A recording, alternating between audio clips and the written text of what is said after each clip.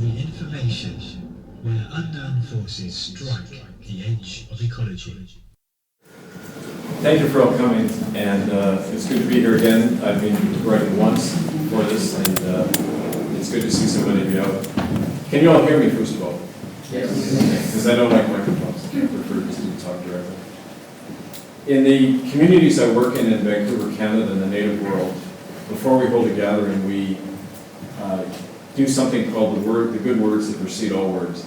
And in the native tradition, that is to acknowledge and give thanks for each other, and also our ancestors, the one who brought us here, and also the ones who can't be here. And I wanted to acknowledge them before we do anything with these two images that I've got up. This first one is a banner that we've taken all over the world. This was made by children in the downtown east side, mostly Aboriginal children, in memory of the children who died in the Indian boarding schools in Canada. And we've held this outside churches and inside churches. We held it several times outside the Vatican in Rome, outside Buckingham Palace, all over the world really, outside the Parliament buildings in Ottawa, Canada. And as part of that work, I began to meet all sorts of different people, including those in the Mohawk Confederacy. And this is a very important symbol. As a matter of fact, the last time I was in Mohawk territory near Montreal, I was given this. It's called the two-row wampum. And as people in England, it's very important you understand this history because it's the very first treaty that was ever established between the Mohawk Confederacy and the Crown of England in 1689. You see, when the English and the French first arrived in my part of the world, they needed the native people for military alliances and the fur trade and other things. And so they signed a treaty with them, and it was actually devised by the Mohawk. And this represents the two rivers of life down which the native people go in their canoe and the Europeans come in their ship. And the idea that the symbol in the two-row wampum was that the Europeans and the indigenous people were to go side by side down life together, not seeking to dominate one another. And so on the basis of that recognition, this treaty was signed. It was called the two-row wampum treaty. And it wasn't only about indigenous people, it was also to establish the way that settlers were to live in the New World, not on the basis of being dominated by anybody, but on the basis of equality. So in effect, it was the first constitution in Canada. Now the Crown of England abrogated this, and that's why the Mohawks gave this to me and actually authorized me to take this message out to my people, which is to say, we have always stood by the two-row wampum, but the Europeans haven't. The Europeans violated this when they imposed their false jurisdiction on Canada, when they brought in the Indian Act, when they tried to wipe out the native nations that had trusted them and invited them into their territory. So it's, in a lot of this work for me has become more than what originally brought me into this work almost 20 years ago now. And we can talk a little bit about that later, I hope, because as we often talk about in our circles in Vancouver and other places, wisdom is held in the group, not by an expert. And so I often look to all of you to contribute tonight in order to relate this to our own lives, because, and I'll just end on this, that for me, very much now the issue has to do with certain basic things that we all share, the survival and the safety of our children in the face of organized child trafficking and a whole history of assaults on children, which did not just happen in Indian boarding schools, but which unfortunately is a legacy of not just European traditions, but certainly of Christendom in the New World and in other countries around the world, and how those abuses and crimes continue to the day. And the survival of all of us on this planet together. So one of the things I've learned is that there's all sorts of narratives or stories in any one issue, and we hope to bring that out tonight. The main way I hope to bring it out is through this film, and this film was made almost 4 years ago now. And it was done on the basis of an experience I had bringing out these stories as I worked with Native people as a Protestant clergyman on the west coast of Canada. And the way we devised the film was to tell two stories, the story of a white minister and the story of people he was meeting, to put a human face on this whole thing we call genocide. And I'll be happy to share more of that after, but the way we thought we'd do it tonight, because the film was 2 hours long and we wouldn't have time for discussion, we're going to have a natural break in the film at 40 minutes. And after those 40 minutes, we're going to open up for your comments and discussion, questions and everything. And we have copies of the film, we have copies of my books and the other work that we're doing here in England and around the world. so we can be, sharing all that after. So that's going to be the format, and I think I'll just stop there and we'll just watch the film, which actually tells you more than I can right now. And after 40 minutes, then we'll open it up for all of you.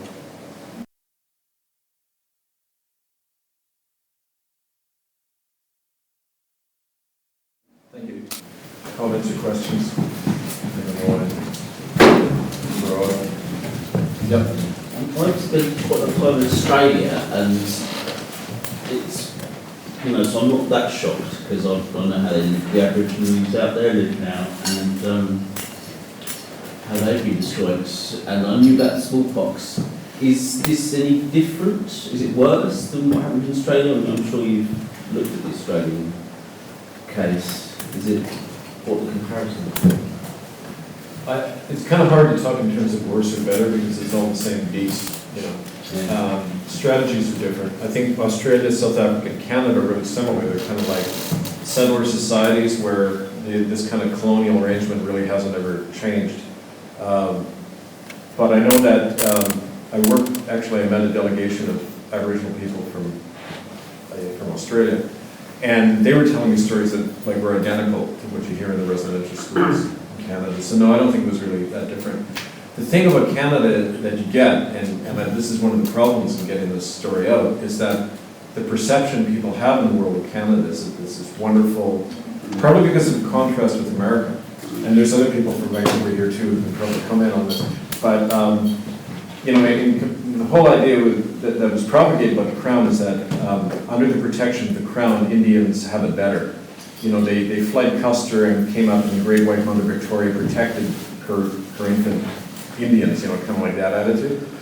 The reality is very different. The area where I live on Vancouver Island, and this has now been documented in some books, the Royal Navy used to go up and down in the 1860s when the white settlers were first coming in.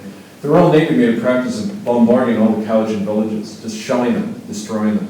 There was and in my latest edition of Hidden from History, we document how there was an Anglican missionary called John Sheepshanks, and he went on to he was appointed Bishop of Norwich and ended up in the House of Lords until 1908. What Sheepshanks did is he went into the northern interior of British Columbia, and he inoculated a lot of the Chilcotin Indians with smallpox. Within about 2 to 3 months, 80% of them were dead. He was a partner in what's called the Puget Sound Land Company, owned by the Hudson's Bay, and all the government ministers and chief judge, they were all shareholders in this company. They had preempted the land. In Canada, what you did, like in Australia, you go and build a fence or a tent anywhere, and it's yours. You preempt it, so you take it from the Indians that way. But you're not allowed to do that if there's living Indians on the land. Well, they were preempting this land before any Indian died, knowing they were going to die off en masse, and then who gets all the land? Well, all the shareholders. And so that process was actually led by the missionaries. And, I tell audience in Canada about this, and they go, well, no, that's the Anglican Church. I've gone there since I was a kid. They wouldn't have killed off people deliberately, right? But, and what what we need to look at is the fact that European civilization is both, like any culture. It's the light and the darkness. Okay, yeah, it's people wanting to do good in their interpretation of what good is, but it's also this other side which we can't look at as the people who did it. It's my wife Carol taught in Japan for 6 years, and she tried to talk to them about what Japan did in China during the 1930s. Nanking, Manchuria, all that. Not taught in the history books. It's as void in the history books as this is in Canada. And you got to go outside your continental culture to often learn these things. But it's the same thing we're dealing with. Yep. How up to date is the Indian Act? That part of the Indian Act that was read out, is that up to date now? Yeah, the latest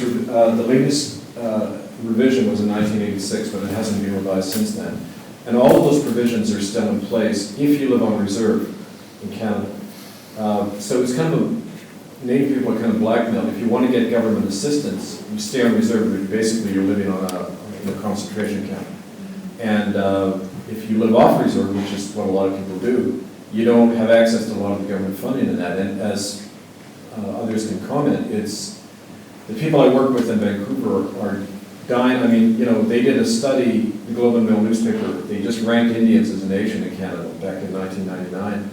And they were 58 in the world, below Brazil and Thailand. Just right across the board, infant mortality, sickness. I mean, tuberculosis, the people I work with die from tuberculosis from all the crack pipes.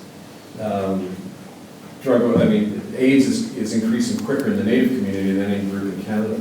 It's like all of those statistics. So it's like when all these Aboriginal women go missing and nothing's ever done about it, the attitude of cops is literally, they're Indians, who cares? How can the Canadian people, as a so-called civilised society, how can they live with this act in place? That's the old question.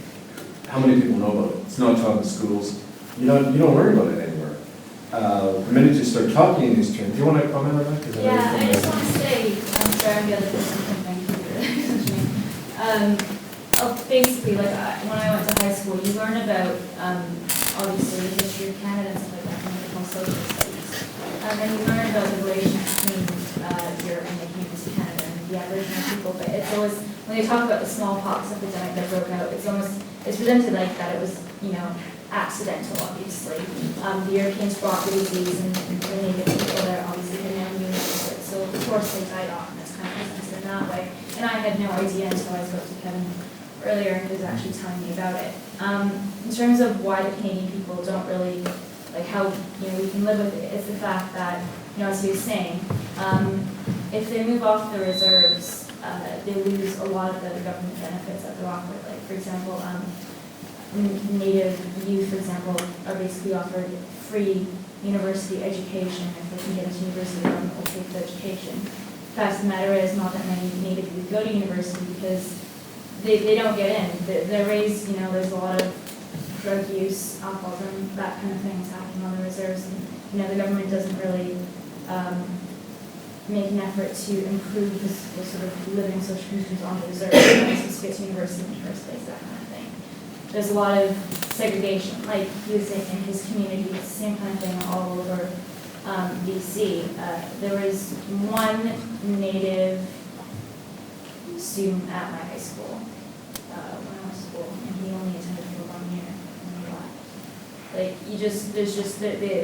they kind of keep to themselves, but it's just that there's no integration. So if you don't really know Native people, how are you really going to be aware of these issues? They have to struggle so much to really get their voices heard.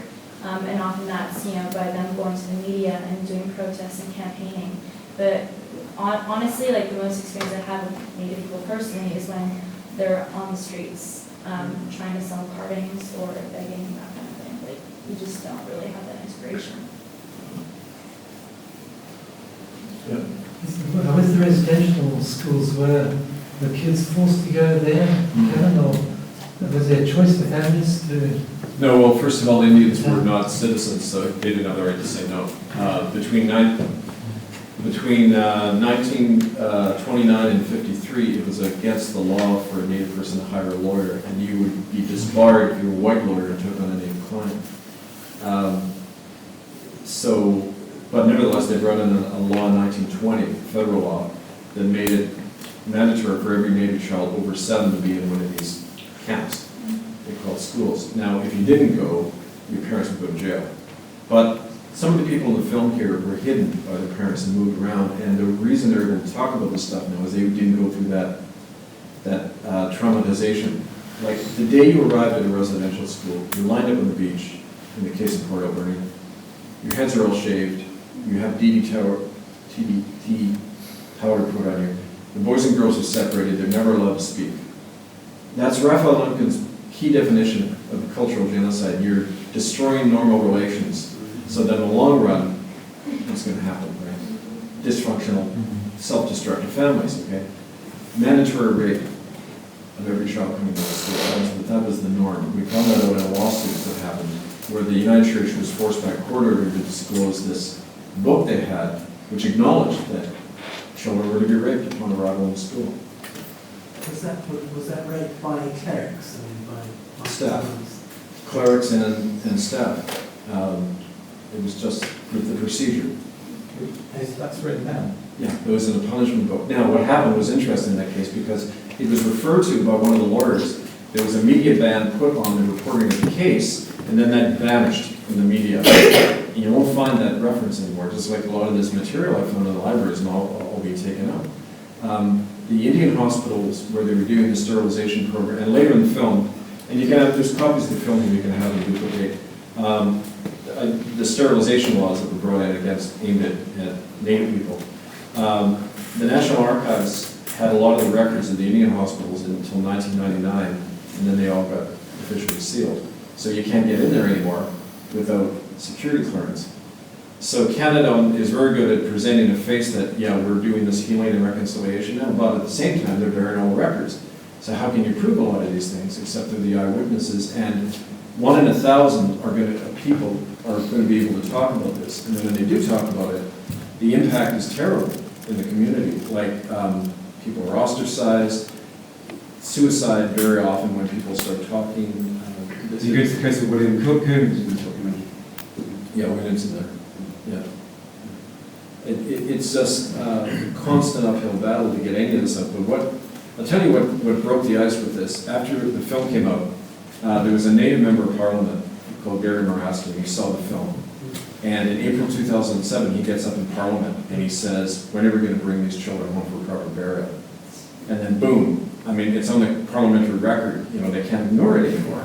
So the Globe and Mail starts reporting this stuff that we've been talking about for 10 years, and suddenly Canadians go, but interestingly enough, that was down the memory hole again in about a month. It was just buried.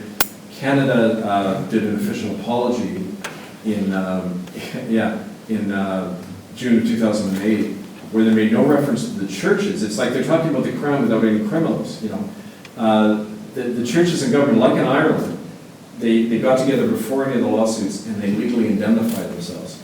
So they said, we will grant compensation and a public apology in return for every Native person who receives money signs off, not only signs off legal action, but like in Ireland, you indemnify the churches. They say you're not wrong, they're not guilty of anything. And so in effect, it's a way to do what they always did, which is to gag the survivors and protect the perpetrators, which is not surprising because they're in power. I mean, yeah. I just have a question. The role of the church, why was it in the church's interest to, take these children and use them like that? What I'm asking today, what was in it for the church? What were they getting in return? First of all, money. They were given a lot of money per child to run these schools. Constantly, like back in 1920, they get $113 per year per child. Most of that went into their own pocket. They didn't feed the kids often at all. I mean, I remember Delmar, who's in there describing being put with kids who had TB. He said he used to like to be on the garbage detail because when they're taking out the slops from the nuns and the priests, they'd be eating the garbage because otherwise they'd have to break out of the school at night and go hunting for food. I mean, they were starving these kids to death and pocketing all the money. They also built the residential schools on really lucrative land. And that's the issue that got me fired, because I found out that they were situating the residential schools near the main fishing grounds among very rich timber resources. So the churches were big land speculators. And when you look at the founding document of the United Church of Canada, Parliament sets it up, and it gives it the power of a bank. These churches have the power to issue promissory notes and lend money, and I'm thinking, okay, so why are churches set up as banks? Well, they're the first ones into an area. They grab all the land under preemption laws, and then they're land brokers. So, I mean, it's under the guise of religion and education, making a hell of a lot of money, right? But it's also part of the whole culture that, and this happened all over the world, of course, they're savages, they are branded. Go back, and this is why it's very much involving the Queen of England and the Pope, because as far back as 1455, there were papal laws that said non-Christians don't have the right to their own land. The Christian kings have the obligation to conquer these people who are not Christians. It's the two papal bulls. I love that term, by the way. Papal bulls, it says so well. But it's sanctioned genocide and colonialism all over the world. And there have been attempts to get the Vatican to revoke those laws. It's never happened. But it gave the blessing for everything that happened after it. So you're dealing with an entire culture of legal genocide, and that's why it's hard now to talk in terms of making it better, because it's still in operation. We know, in the downtown, you see, it's like it's open season on Indians. It's still that way. So, You just mentioned the story, I think it's in the film about the Queen visiting. Is that, yeah. is that relevant at this point? Well, I think it's all relevant. Yeah, I just think that's really, because, this is sort of distant, and it's like, Well, it was an account by William Coombs, who was a student. He used to be on my radio program a lot for about 4 years. And William, when he was a kid, he and 2 other kids they claimed they saw the Queen of England and Prince Philip show up at the school. This is the Kamloops Catholic Residential School, October 1964. And I checked the Queen's visiting records, and sure enough, they were in Canada for 11 days during that time. But they claim they were in Eastern Canada. This is out in British Columbia. William says that the Queen showed up, and they all went down to the school for the river for a picnic, and they left with 10 children, 7 boys and 3 girls, and none of those kids were ever seen again. Which was odd because they're all from that area. They were never seen for the rest of their lives. And William was coming in September, we're doing a tribunal in London. And we're bringing people actually from all over the world, including Ireland, Australia. And we're having, I can talk about that later, but William was to come and speak about that. And we had already written to Buckingham Palace about this, asking if they could confirm or deny it, and never heard back. William, in February, suddenly, he was in good health. He was actually recovering. I had not seen him so sober ever, because he was a spirit dancer. He was getting back into his own traditions, and he was really beginning to get back on track. He takes ill. He's ordered to go down to St. Paul's Hospital, a Catholic hospital in Vancouver. Within a day and a half, they have him on life support for undisclosed reasons, and then they pull the plug on him after not even diagnosing it. And I've checked with medical people, and you don't disconnect someone's life support system after 48 hours before even diagnosing it. So it's very suspect how he died. I can't speculate beyond that, because ultimately what proof do you have? But it's not unusual for that to happen. And just like it wasn't unusual for Native children to be taken out of residential schools and trafficked, it was that's being well documented. So it's part of what when you're implicating the powerful. I've had a lot of flack from that, actually, to say you shouldn't talk about that case because the Queen would never do that. I've been told. Well, why would Do they you do know a that? British author called David Icke?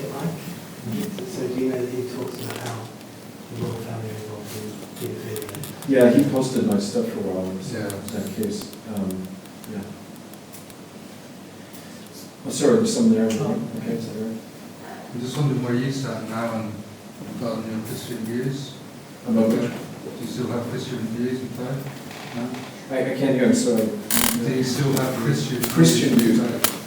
I guess it depends how you define Christianity. I mean, I was never, when I was in the church, I didn't really believe in big C Christianity. We'd call it a low Christology, I think, where I saw Jesus as a teacher. And to me, the message was more what he was advocating rather than his person, being the Savior and all that. I don't identify with organized religion. I don't think I ever did, but especially now after what I've learned, even if, somehow the United Church was forced to acknowledge all this stuff and they invited me back, I couldn't more part of that tradition anymore.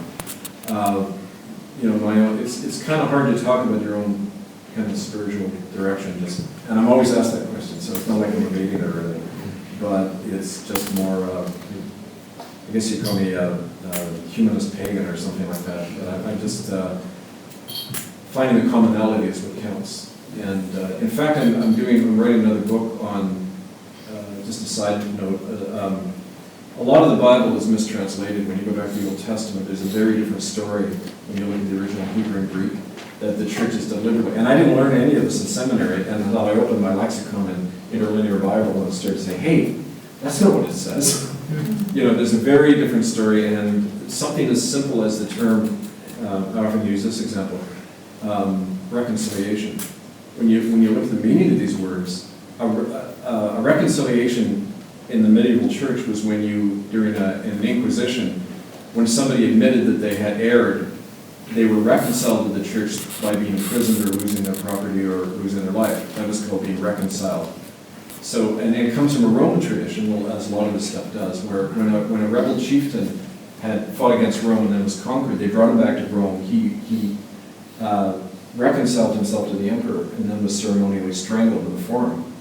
And that was seen as a way of reasserting imperial authority over somebody. So reconciliation doesn't mean, when they say there's a reconciliation process in Canada, what it really means is we are resubordinating Native people by this process, and that's exactly what's going on. They lose the right to sue, they're signing away the right to name the names. And the Canadian government's Truth and Reconciliation Commission, which is going all over, presenting itself as this big, attempt to look at the truth. You can't name names. You can't use any of this information in a lawsuit. You can't sue the churches. You're not granted immunity when you speak. It's all designed to tell Native people, just, back to the bus, boys. Just stay where you're supposed to. And that comes out of that whole imperial Christian tradition, which is really a continuation of the Roman Empire, in my opinion. So there's something very different between that and the teachings of Jesus, something radically different. And so that's a long way of answering your question. So one last one. Yeah. Just wondered where you're at with your ex-wife and your kids. Eleanor, actually my youngest is 19, Claire is 22. They were both going to university. I never lost contact with them. Eleanor's over in London actually working this summer. And the thing about going through this trauma is, any trauma, you do your best not to share it with your kids. And I know this when I was in the healing circles with people, and I was trying to deal with this terrible losses in my own life. I mean, they could see that I had some understanding of what it meant to lose your kids. And you don't recover in the sense that, you keep things, you keep the worst things from your children. So now they don't really understand what happened to me, and they're worried about kind of betraying their mom and feeling that they have to choose. And so, like a lot of Canadians, they don't want to have to make that choice. And so it's easier for them not to look at this stuff and hence not to, like, there's a distance, and it's quite painful because my own family, after all this stuff happened, they just, abandoned me, totally. I feel like an alien in my own culture. I'm in this kind of gray zone. It's kind of an interesting process to go through, But it's a long story. I mean, I found myself tongue-tied when I tried to talk to Claire and Eleanor about what really happened, because they don't want to hear it. To some degree, they don't want to hear it. They don't want their world shaken up. On the other hand, they love me and they want to, so they're caught, Sorry, and then you had your hand for. I just wanted to say, is it the United Church that you were working for? I mean, what proportion do you think of that church are kind of complicit in all this? Is it from top to bottom, or? Well, Nuremberg just said complicity is just, looking the other way. Right. At every level, it was complicit. The bus drivers, the people who brought the kids into the school, the coroners who faked the death records, the police. It involves so many levels of Canadian society that it's kind of like, you're putting the whole culture on trial. And it was just fear of losing their jobs, fear of, repercussions. We had a forum in Vancouver once, early on in this, and a white woman came and got up, and it was really amazing because she had the courage to come. She used to work at the Alberta school, and she was sitting there with all these survivors. And she told a story of how she found a matron beating a little girl one day with a piano light, just killing her, right? So she grabbed the matron and whacked her to save the kid's life, right? She's hauled before John Andrews, the principal. She's fired, not the woman beating the kid. Andrews said, she plays the organ in church on Sunday, and whatever happened to that little squaw isn't a series of losing my organist. And so, okay, in that system, you know where the kids stand. Their lives don't matter. And if you want to keep your job, you go on. And it was a hierarchical system. And people often say, well, how can death camps happen? There was a really brilliant speech that the American prosecutor, Robert Jackson, chief American prosecutor, Nuremberg, he was speaking at a Jewish synagogue in the late 40s in New York, and he got up and he said, the SS were no different than you and I. He said that by and large, people who run death camps are not psychopaths, they're bureaucrats. They are in a chain of command where you're doing your job and you go home at night, and these people are all churchgoers, and they went home, and just like in the residential schools, and they can live with themselves because they're one cog psychologically in the system, and that's why any level of society, you're talking about corporate reality there. I mean, that's the way we all live, frankly, in this society. So it's not unusual. So yeah. I'm just wondering, obviously you're putting a whole culture on trial and trying to. I'm just wondering where you get your strength from to deal with that, and also who are your allies in this battle? Well, the people you see on the screen, unexpected people from all over. Groups that tend to be connected to the mainstream churches or the government in any way tend to avoid me with a 10-foot barge pole. I don't know where I got my strength from a lot of the time. I know that it's from my ancestors. I know that it's from within myself. I didn't know it was there. You know, I think when you go through these things, you find a strength that you don't know you have. One of the things, and I always do this, I've got a, when you see where it comes from, I had a ancestor called Peter Annett, and he was a humanist philosopher in the 1700s in London. And he wrote this book called The Free Inquiry. This is the only copy in the world. And he wrote it criticizing the Church of England and the Bible. He was like he was actually a contemporary of Voltaire and the American deists, you know, like the Founding Fathers, which is funny. Michael Moore makes the point that the Founding Fathers of America were not Christians. They were deists. They believed reason was God, that reason was that, like other people, free thinkers. So Peter was one, and he wrote this, he attacked the church and, you know, for its hypocrisy, and he said, let's examine the Bible rationally. You know, could Moses have launched a rain of frogs on Pharaoh? Is that rational? You know. So anyway, the Attorney General in 1769, the Attorney General in London, seized all these, destroyed the printing press. Peter did a year's hard labor, and he was stuck in Charing Cross and at the Royal Exchange in the pillory when he was 70. And it's funny because when I first discovered this, I thought, shit, I'm the reincarnation of my ancestors. It's the same battle. I mean, when you think about it, there's the Church of England and the government. There's no separation between church and state. It's one gang, right? And I get my strength from that, from my ancestor. You know, the fact that he was able to stand up like that. And I get strength from the survivors. I mean, if the horror they went through, they're still able to talk about it, then mine is nothing in comparison. So it's just being able to speak. Like another example I want to give about that, William Coombs, who I mentioned before, who died in hospital. He had been going to counseling for 15 years, and it was all bullshit. I mean, he didn't ever really get to the heart of what he was carrying, right, what he had witnessed and gone. So the only time I ever saw him get better, prior to the period just before he died, we took this, there was 50 of us, and we walked into the main Catholic Cathedral in Vancouver. And it was really neat that day because they knew we were coming, but we get there. It was Palm Sunday 2007.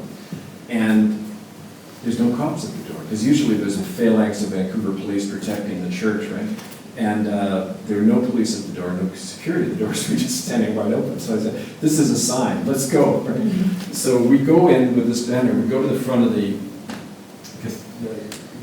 sanctuary, stand in front of the communion table with the banner, and we're drumming, and the priests are like freaking right out, like they're saying, like, you've invaded our sanctuary here. But we're just standing there, part of the Mass, you know, to say, remember the children who died at your hands. And the congregation, it was funny because the congregation couldn't figure out what was going on, and so the priest kept getting the organist to keep playing the hymn over and over, so they're standing to try to drown us out, but we wouldn't go away, right? So finally, they're trying to get us out, we're not budging. And I look out and I see William. And before this, whenever William walked by the church and the church bell, he started getting physically sick. Because the image of the cross and those bells brought back all of that torture that he had suffered. And sodomization, all of that stuff at a young age, right? I look out and there's William walking up and down the pews, handing leaflets to people, right? And we come out of there and he stops drinking that week, right? And I was talking to him later about that, and he said to me that when he got there, he was really scared, but then he saw all of us standing there, and he said he didn't want to let us down. He didn't want to be cowardly in front of all of us. So that got him to come a bit more. And then being in there, he got the strength from all of us, right? And that's the way you do it. You do it together, you do it publicly, and you give people a sense that they can do something. They're not a victim anymore. That they can confront this evil, they can name it, and that gives people what I would call some kind of recovery. I don't want to call it healing, but that's how I've seen it work. But we've got to do it together, and that's the strength we all have, right? Together. So that's where I get my strength. This may be sensitive, but what about big media players like BBC and Radio 4? Do they want to touch you? Do you approach them? I mean, that's the solution. You probably have a better sense of that than I do, what the media is like in this country, but no, they don't. There's been attempts like, I was at the protest the Pope rally last September. I don't know if any of you made that. It was fantastic. It was like the humanist organized when Rat Boy, as they call him, came to London. 16 million pounds to spend on this visit, something like that. And they expected a few hundred people to show up. They had 20,000. And it was like this fantastic celebration, right? It was just, but on that march, there's LBC in radio in London, a couple of them interviewed me, but it was kind of like the whole attitude is, oh, well, yeah, but we hear they've apologized. Canada's dealt with this, right?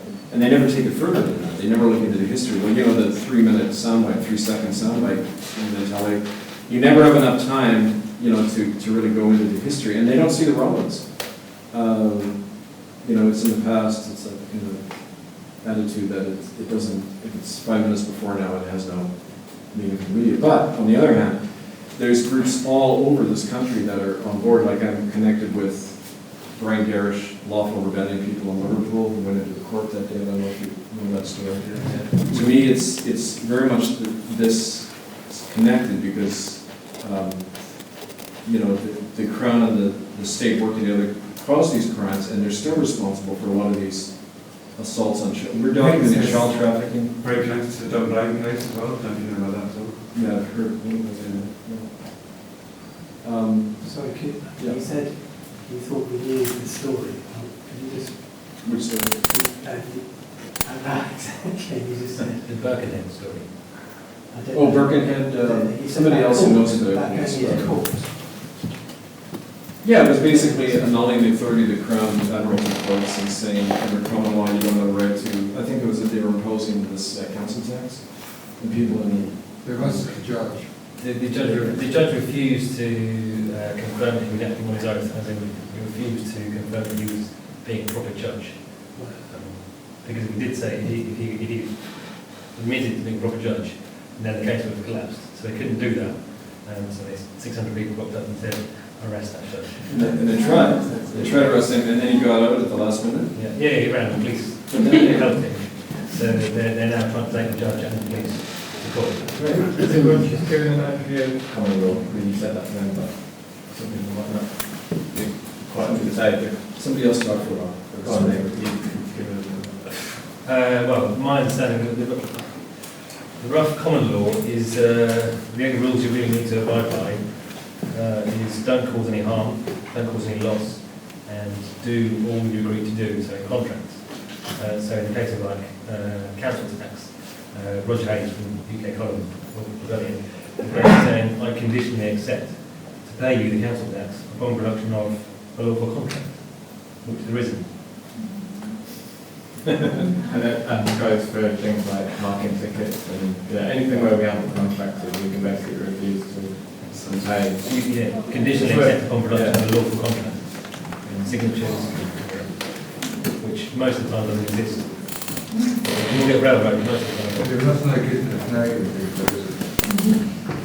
No, I think it needs to go back to the state. Go ahead. Yeah, although the common law argument is very interesting, I just wanted to ask you a bit more about the sort of the film.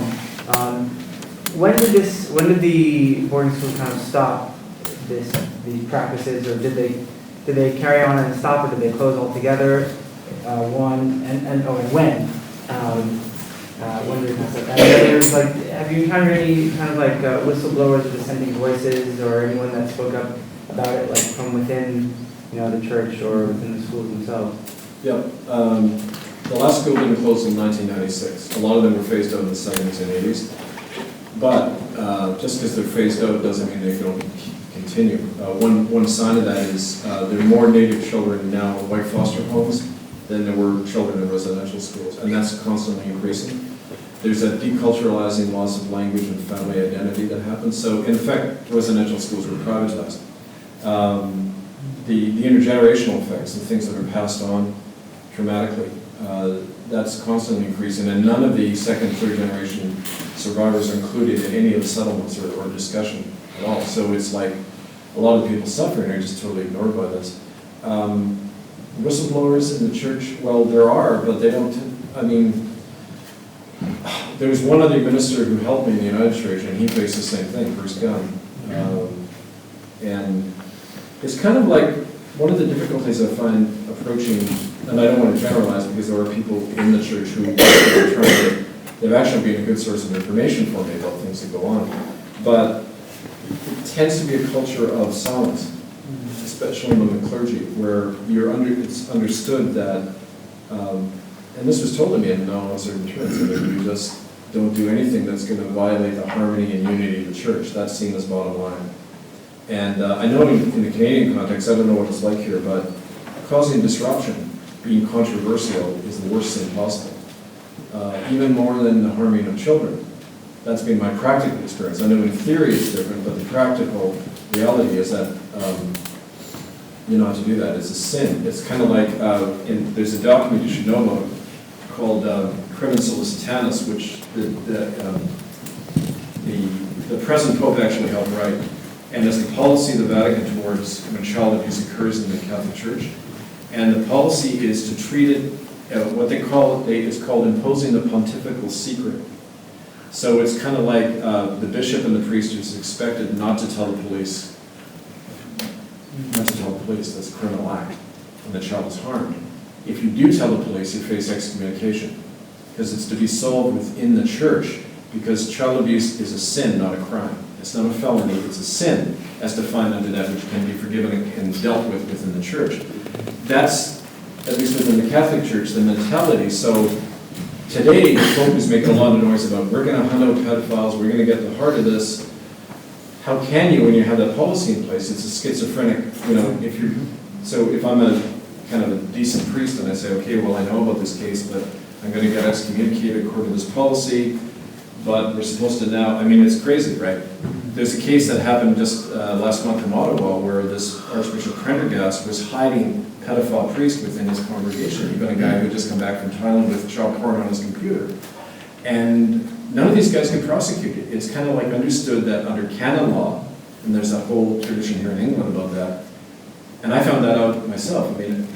Canon law means within the church, you get to try your own. You get to deal with your own mess by yourself, and you're not subject to civil law. That's why a lot of this stuff can happen. I went to the BC Civil Liberties Association, I went to lawyers, they all said the same thing. Can't touch it, that's the church matter. I said, well, my human rights are being violated, it's destroying my life, you can't touch it? No, it's church matter.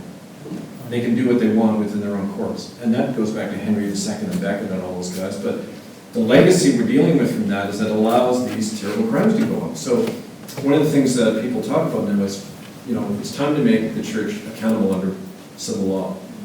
License priests so that their license can be removed. There's public control over the church. They're not medieval enclaves where people can, if you're a pedophile, you can get ordained and get away with this shit. That 99% of the cases are never prosecuted. So, you need these bigger structural changes, I think, if we're serious about this. So that brings me to one point I want to make. To be involved in this, there's lists up here you can sign. We're organizing, as part of the tribunal, local forums so that people who have testimonies and documentation of this happening here, that can go into the record of the tribunal. We're working with a couple of legal groups in Europe that are bringing charges through the International Criminal Court against the Pope as a German citizen. They can't go after the Vatican because it's not a signatory to the ICC, but they can go after Ratzinger as a German citizen. Is he still a German citizen? Yes, and what that will do is it will legitimate, going at, and it's already happened in American courts. They've been trying to extradite the Pope to appear in American courts because Oregon judge ruled that people can now sue the Vatican for the harm they suffered. I work with people in Ireland, and when you sit and listen to their story, it's identical to Indian residential schools, including the death of children, the cover-up by the Garda, by the police.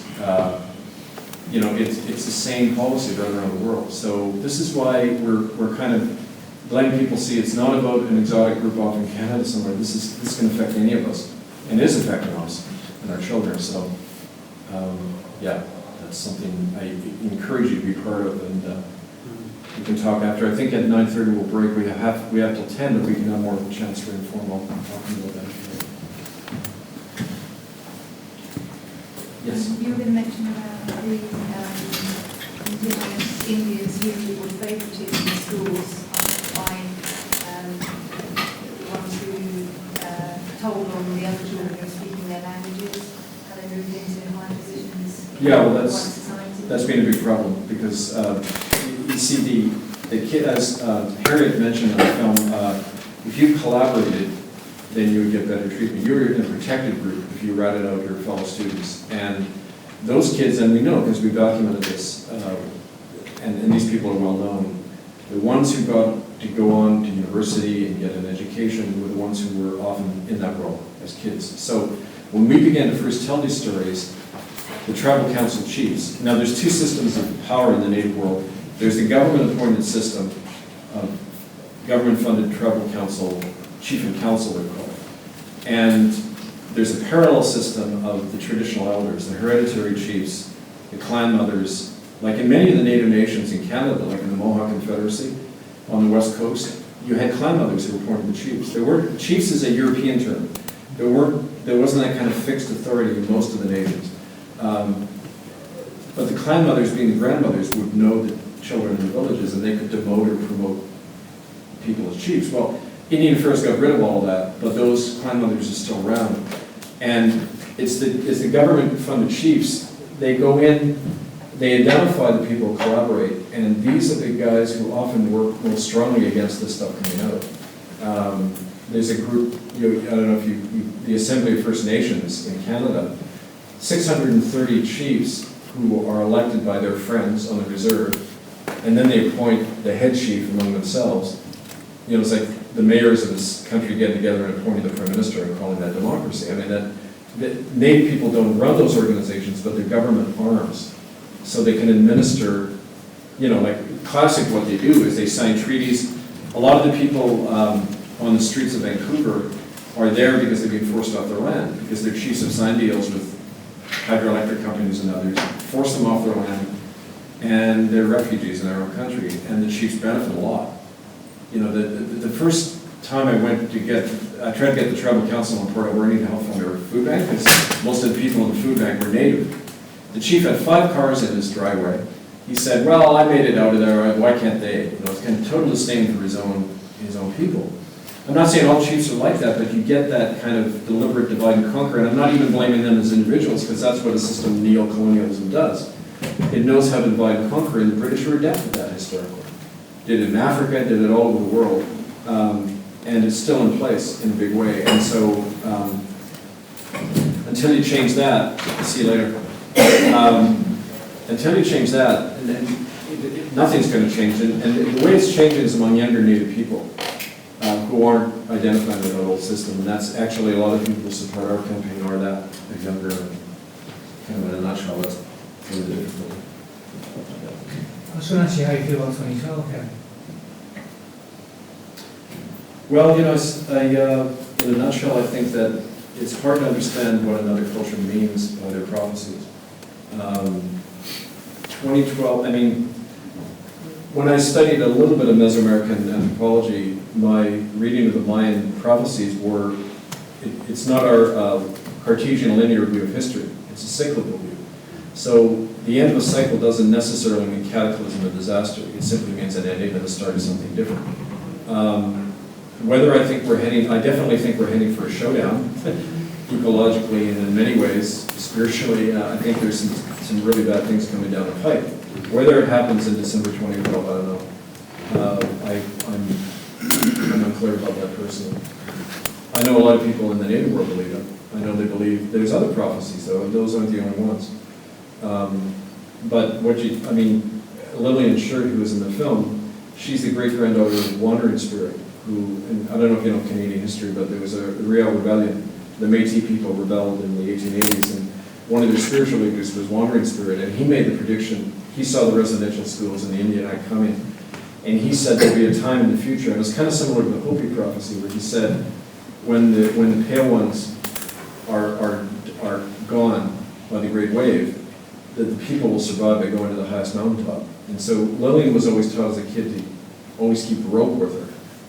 And she didn't know why her grandmother was saying, keep rope, But it's their prophecy that flee to the mountains because there's a disaster coming. So when and how, I don't know, but these are common things you hear in the native world.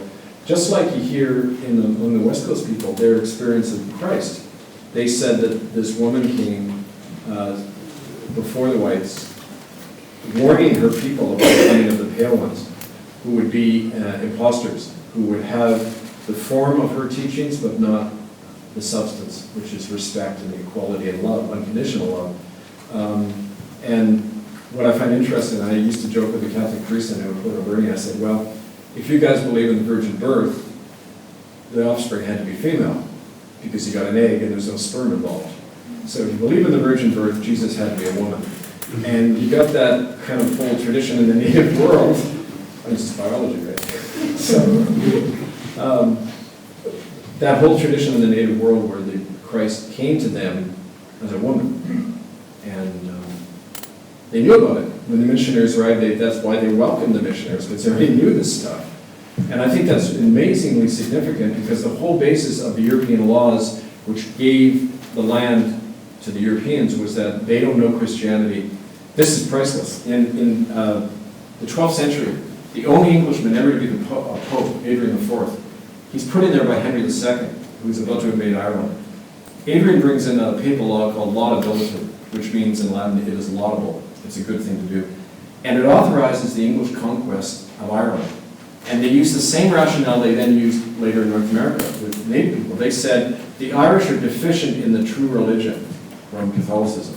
Therefore, in exchange for receiving the true religion and civilization, the Irish will give us their land.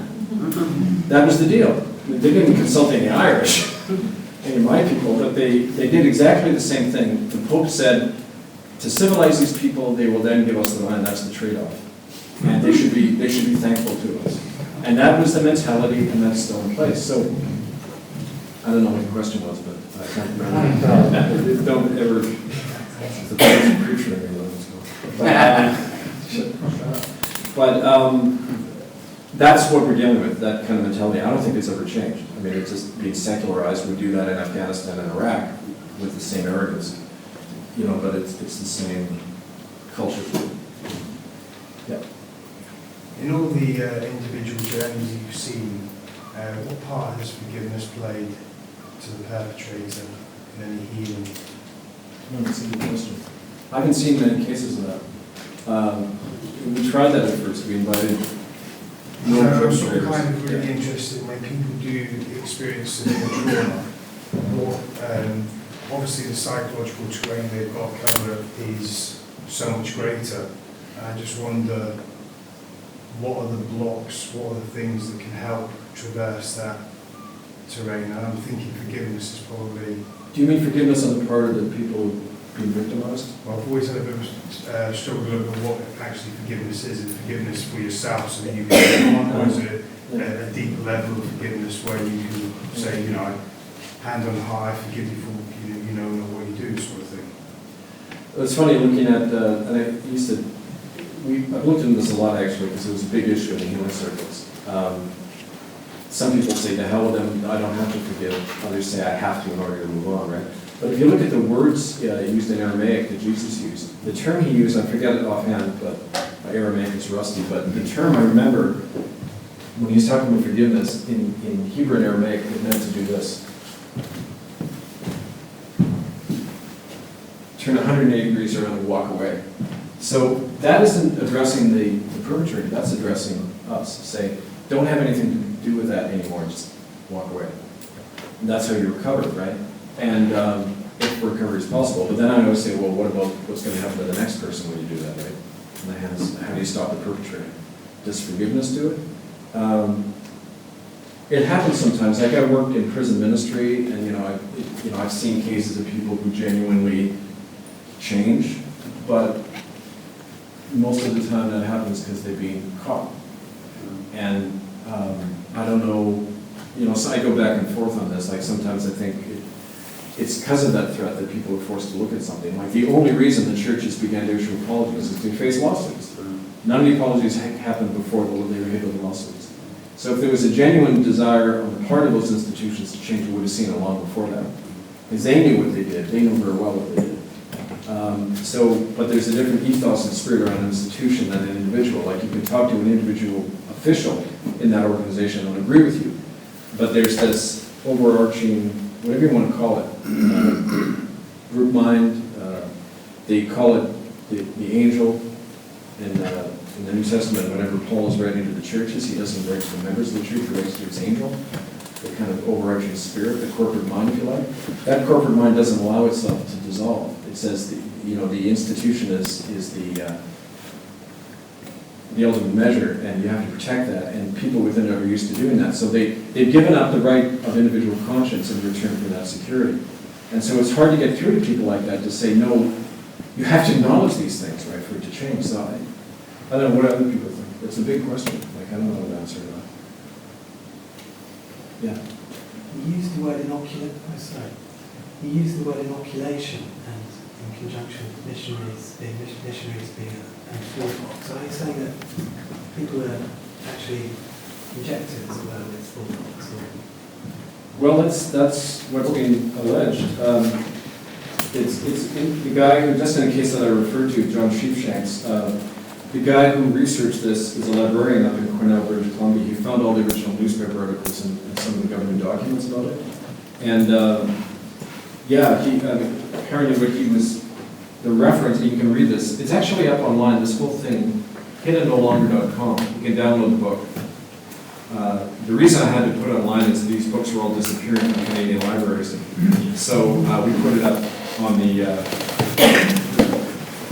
thank you. We put it up on the site hiddennolonger.com. So you can read it there. It's in the appendix about what they did exactly. I believe they were injecting smallpox. So I used to read encounters between the Europeans and the natives. The Europeans would give them blankets in exchange for various services. And so your story looks different. Well, it was blankets as well. In the case of Amherst, General Amherst, he kept a record about this. The Amherst Diary is now published by the Mi'kmaq people in Nova Scotia. And you can read in detail, he described into his major bouquet, his subordinate, how they were going to do this. But here he is, John Sheepshanks, 1834 to 1909, and you can read about, his own hand, him describing him doing this. So I don't think it's inconceivable. Like, here's a quote from Hudson's Bay Company trader John McLean, 1908. He wrote a book about it later. I just got a blanket well infected with smallpox, carefully put it between a saddle blanket and a sweat pad. I succeeded. They all died of smallpox. He kept a journal about it. Right. Anyway, that's all I do.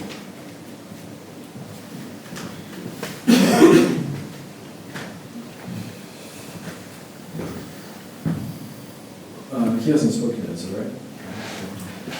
We've seen so many victims of violence and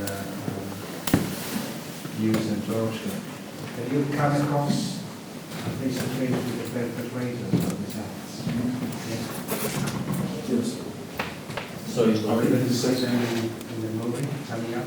Oh, are there perpetrators in the film? No, not in the film. But I had a couple of times where people came to me and they didn't want. There was a case of a man who had worked in an Anglican school in Lytton, British Columbia, St. George's Residential School, and he came to me with the agreement that I would never name his name. And he described the manacles and the pillories that they put the kids in after they ran away. And he described sodomizing children. He described whipping them so that they died. How did they feel about it? He was a haunted man. He looked like he was dead. Sorry? He looked like he was dead inside. He had to tell somebody, but he was old. He was in his 80s. And yeah. So he wasn't repentant of what he did? I can't. He wasn't disturbed by it? Yeah, he was haunted. Absolutely, he was. Anybody would be, except unless they're dissociated, which I think you have to. That's what I find, like in this culture, it's like you've got to be dissociated. Somebody said to me after I was 5 as a minister, your problem, Kev, is that you weren't dissociated enough as a clergyman, because you expected people to live this. You expected the church to live it, and that's not the way I found with when I got up in Presbyterian meetings and tried to talk about this.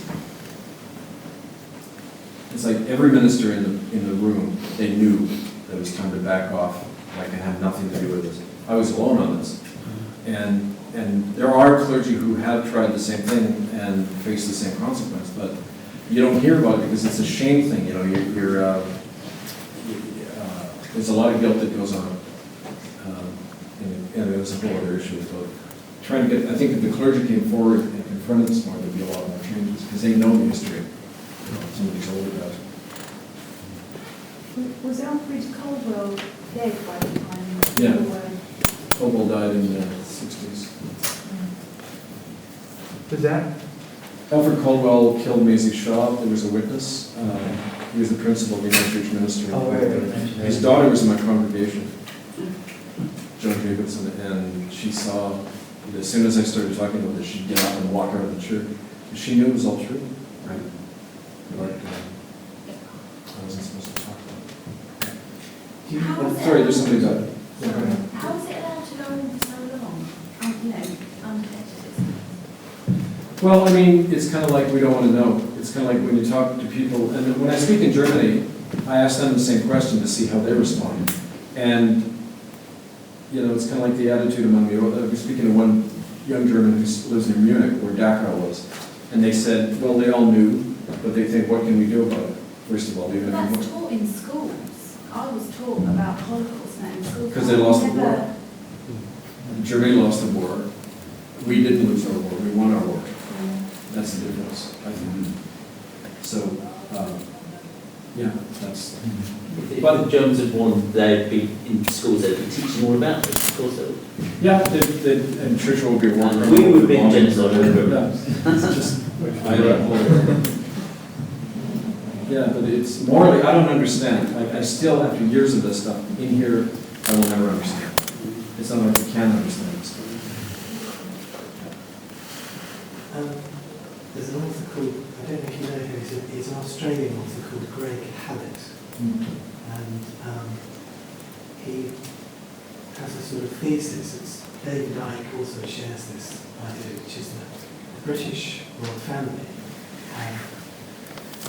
always put people in positions of power, judges, ministers, government ministers and so on, who are often involved in organised paedophilia and other such crimes, in order to make these people obedient and pliable.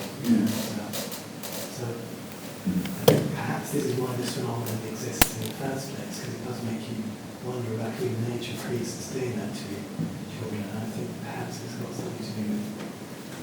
Well, it's not like that stuff doesn't go on, but I think a more relevant way to look at it is the fact that all of us go through a European tradition of childbearing, coming out of the doctrine of the fall, that every child born is cursed, that the earth is cursed, and that any amount of force is necessary to make a child compliant. You don't trust the natural wisdom and understandings of children, and in the indigenous world, even after all the genocide, they still revere children as a source of knowledge, not as something to be controlled and made into something.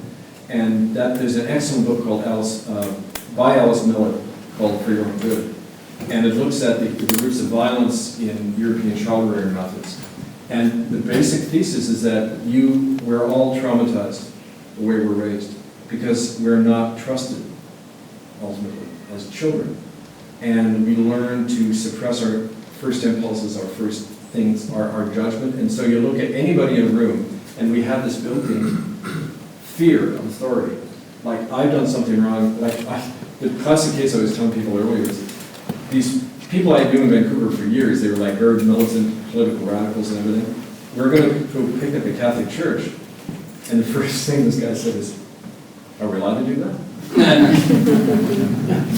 It's a church after all, are we allowed? And so I'm, like, where the hell does that stuff come from except by the way you were raised? And that's the hard thing to break. I mean, it's easy to say those guys are, lizards from the Pleiades and they rape children, and you compartmentalize the issue and you don't take responsibility for it. My fundamental question is, why do we all comment on this? I mean, why do we, call a meeting in Vancouver and 10 people show up about this stuff? This stuff is fundamental. This is about children, for God's sake, right? And how it's still happening. I think the hall would be filled, but people instinctively pull back to child abuse because you're looking at your own shit, right? And Alice Miller says, if you become, what's the church uses? You become insensitive to your own, desensitive to your own trauma, you cannot be sensitive to injustice in the world. You cannot, and you stand by and let it happen because you have no empathy for yourself. So how can you have empathy for your neighbor or somebody anywhere, right? So learning empathy for yourself, looking at doing our own work is really essential in this. I found this work in the healing circles. First thing the Native person said was, we don't want to tell our story, we want to hear your story. We want to see if you're struggling with this stuff. Where's the healing circle for white people? This is what I've been trying to do now. I've been trying to say to members of parliament and church leaders, you better sit down here, we got to talk about how we did this. What is it from our culture that's doing this? Because we're doing it. We're still doing it. Look at the way we're treating Native people. You hand them a bit of money, you sign off, they go kill themselves in frustration, and we call that healing? It's like, how can we do that? Right? So that's, the job is not for us to take that responsibility and not think we can bring justice or healing to anybody if we don't start with ourselves. So that's a big job, but a necessary one. I think it has to do with our survival. End of story.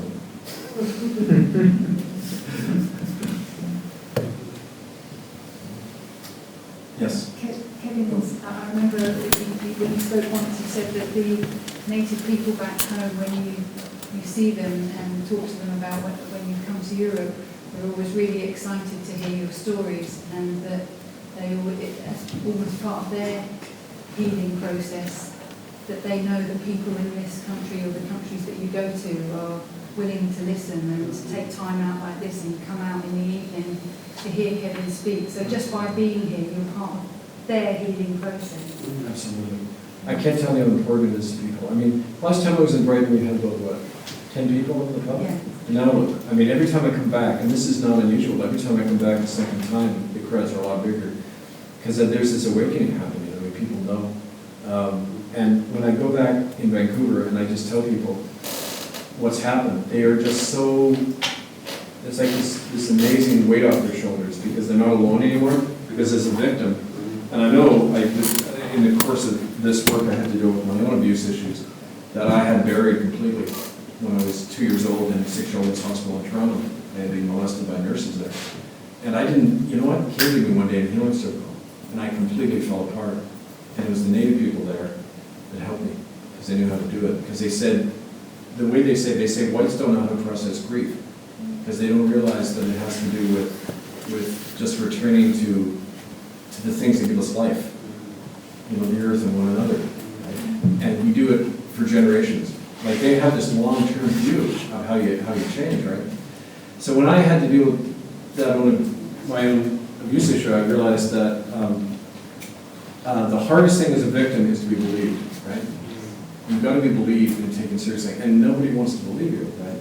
Because it might implicate Uncle Fred or the local cop or whoever. So to be believed and to know there's people saying, "I believe you," and we want to share your story. And it's when I tell them that unrepentant is being duplicated, because I don't copyright anything, I just being duplicated and get it out. And when they know that 500,000 people have seen that film, it's like I get emails all the time from like a Native woman in Northern Alberta writes to me and says, "I was going to kill myself, and then I saw your film, and I think, thank God, now the world knows." I just to know that the world knows and I'm being believed, it's life-giving. And That's true about any of us, I think. So I just can't overestimate, underestimate, I'm tired. What the importance of you just taking this information and sharing it, and who was it who said that if you do something once, it doesn't mean anything, but if you do it over and over and over, it has an impact. Well, I mean, look at my case. Like, I'm just one guy working on this, and in 15 years, I just kind of let go. And the impact it's had, now you multiply that by a few thousand times, there's nothing we can't achieve. I believe that. I've seen that on the ground. I mean, the people I work with have nothing. You know, they're homeless. Like, they are, every moment is a struggle to survive. And yet, they have the courage, you know. Maybe it's just because they've got nothing to lose, but they've got so much courage. That's right. But that's easier said than done. I mean, it's still, when you go up, I mean, we've had people killed. I mean, like, Bingo Dawson, my friend, was killed by 3 Vancouver cops, December 2009. You can probably read that on my website, because he was speaking out about what they were doing to Indian people on the street. They just caught him in an alley and killed him.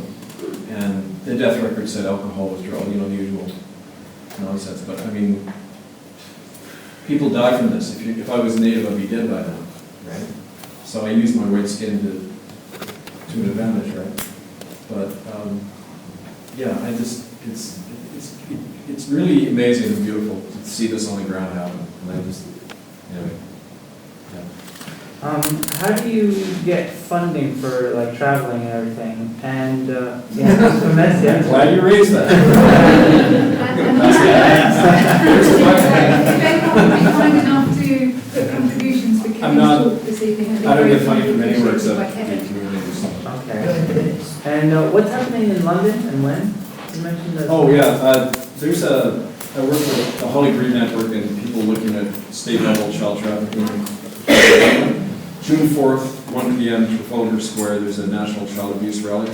And there's going to be a group that they're going to do those guys who did the acrobatic protest with the banner for the Big Ben. Who was that? Father's Justice. They're going to be there. Don't tell anybody. We're going to, right in Trafalgar Square, you got Canada House right there. So it's perfect. And it's right across, I don't know if you noticed, the South African embassy in Canada, they kind of mirror each other. I thought that was appropriate.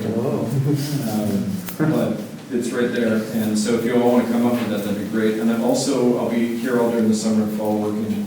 So there's the contact sheet. And here's my questions. Thank you.